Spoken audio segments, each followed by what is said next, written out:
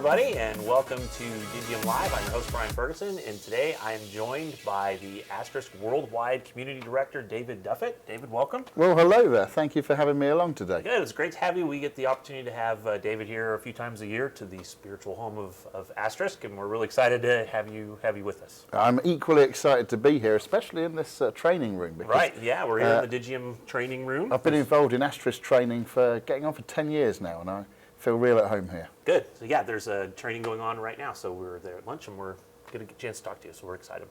So, David, can you tell, a lot of our viewers probably just don't really know what Asterisk really is, what it can do for people. So can you kind of give people an overview of the project and how it really helps business? I certainly can. So Asterisk, a lot of people say, well, Asterisk is just like this open source software PBX, but that really is only just a tiny part of the story.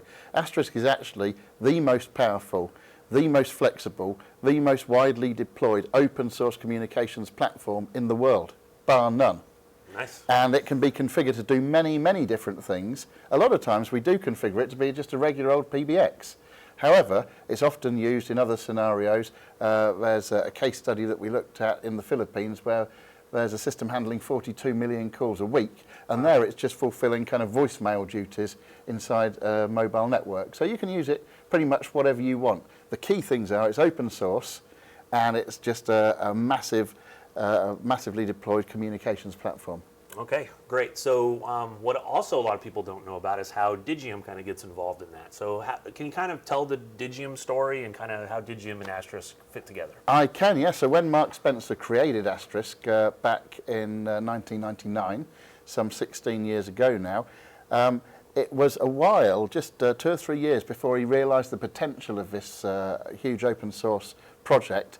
And he had a company at the time, and he just flipped the name of that company to Digium to focus on the sponsorship and the continued development of Asterisk as a project. And today, Digium is the maintainer, the sponsor of the Asterisk project. And although it's an open source project and people all around the world can contribute, it's Digium that kind of looks after it and takes responsibility for it. All right, so one of the things that we have coming up that we're all really excited about is the AstriCon user conference. So can you tell us a little bit about AstriCon and why we're all so excited? Just love talking about AstriCon. It's one of my favourite things to talk about is AstriCon. It's our annual get-together. It's the must-attend event if you're serious about Asterisk. That's what I tell people as I travel around the world speaking about Asterisk. I say, if you're serious about Asterisk, be at AstriCon. And we have people from all over the world gathering. The event itself has travelled to Europe in the past, but tends to be mainly based in the US of A. Last year we were in Las Vegas. This year, 13th to 15th of October, we'll be there in Orlando, Florida. And we're at a very, very nice place. We're at the Lowe's Hotel, which is part of a Universal property there. And we're real excited about that. It's 3 days of solid Asterisk content, Brian. Yeah, very exciting. So tell us about the keynotes, kind of the big speeches that are. Okay, so we got 3 keynoters this year. We got Dan York, who's a well-known, well-respected and well-loved industry analyst type of guy. He's been writing a blog about the disruption that's caused in the telecoms industry, and he's been a keen kind of observer of what's been going on with Asterisk. So he'll not only be talking about what's happened in the past, but he'll also be looking forward and thinking about the choices we've got to make next about the future disruption of the communications industry. Nice. We've got our own Danny Wyndham as well, our CEO from here in Digium land, and Danny will be talking about how communications was at one time seen as a standalone application in its own right, but these days is more viewed as a convenient feature of other things. For instance, you know, a CRM system or other thing in the business. And so that will be Danny, and then Bill Wignall from Sangoma. He'll be doing the luncheon keynote address as well. All right, so AstriCon has kind of something for everybody, whether you're just a business person looking for information, you're an Asterisk developer. Kind of tell us what some of the tracks are that we have and some of the highlighted topics. Yeah, of course. So we've actually got 5 tracks running this time. Usually we have 4, but this year we got the 3 PBX people joining us, and they've got a track all of their own. So that's a track devoted to that very popular Asterisk-based distribution, FreePBX. Alongside that, we've got 4 other tracks. We've got our traditional tutorial and developer track. That's the one that people will come along to if they're programming inside Asterisk, as it were, rather than just being end users. They're actually getting in there and fiddling about with the code, and that's a very popular track. We've got integrations and interfaces, which is where people are using Asterisk along with something else, maybe with Chameleo, the open source SIP server. Maybe they're using Docker, for example, to help in their Asterisk deployments, or OpenStack, or stuff like that. Then there's one called Infrastructure and RTC. Along in that track, there'll be WebRTC based stuff. There'll also be the kind of topics that people are keen on when they want to talk about resilience, redundancy, scalability, kind of growing big old Asterisk systems. Right. And then we've got a business and case studies track as well for those people that are more of that kind of business end of things. Right. All right. So I know there were way more submissions for talks than there were actual spots, yes. and we had to unfortunately turn some people away. So, but can you tell us maybe how you went about choosing some of those, and what kind of tips can you give somebody that's going to submit something for next year that can? Yeah. Okay. So yeah, we're very, very blessed. Over the last 2 to 3 years, we've just seen more and more talks come in, and the quality of those talks is kind of getting way high, and it makes my job very difficult of picking up the right talks to fill the schedule with. But to give you a couple of highlights before I move on to the part about what people should do, some of the highlights, we've got Ben Klang, who's a seasoned AstriCon speaker. Ben will be talking about WebRTC and how it can break sometimes and how to fix it. Ben's also done previous talks about speech technology at AstriCon and is well known for setting off missiles and drones and all sorts of things in his Asterisk talks. We've got Keith Casey will be coming along. He's just a newer speaker. He was here last year, but he's done some great talks on APIs.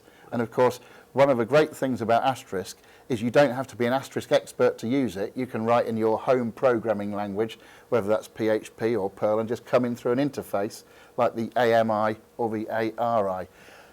So lots of great speakers.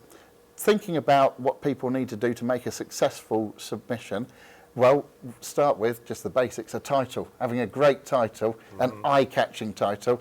Keith Casey's last year was 12 Reasons Why Your API Sucks. As soon as I saw that title, I thought, I'm going to investigate that talk. Yeah, for sure. See what that's going to be like. And that proved to be a very, very popular talk last year.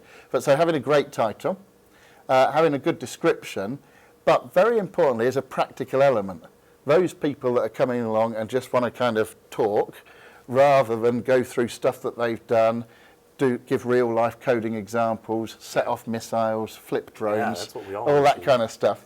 That is great. Yeah, a drone at AstriCon is rather like a puppy at a children's party. You know, everybody kind of gets excited about that stuff and seeing how it can be controlled with Asterisk and so on. So giving real-life examples is also very, very important. And the thing that we don't want to see, and if we do see it, it's just an instant cut, is the thinly veiled pitch. Yeah. We're not having people along to pitch their products or services. We're having people along to educate the AstriCon audience. That's why they make that trip from all around the world together at AstriCon each year, is to be educated in the world of Asterisk. So how many AstriCons have you been to?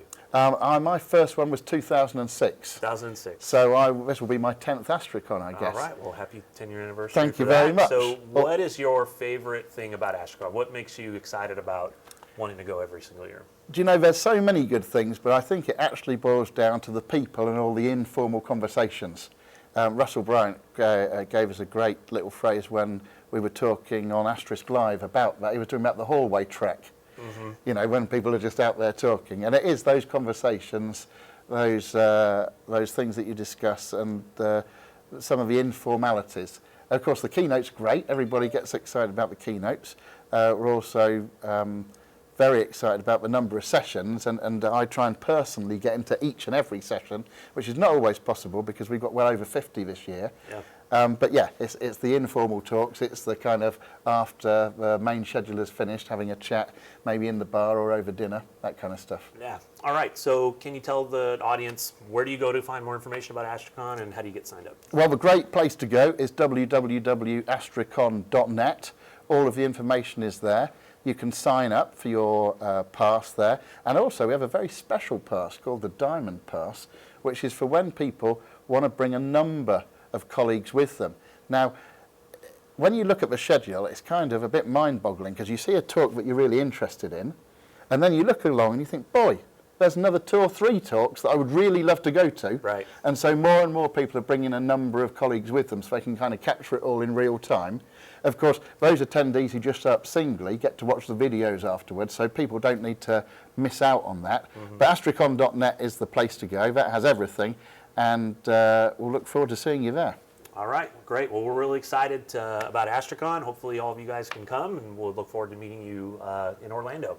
So we thank you for attending today, David. Appreciate it. Well, thank you very much, Brian. I'd like to just speak on behalf of virtually everybody when I say the pleasure has been all yours. I appreciate that. All right, well, thank you for joining us for Digium Live, and we'll see you next time. Bye now.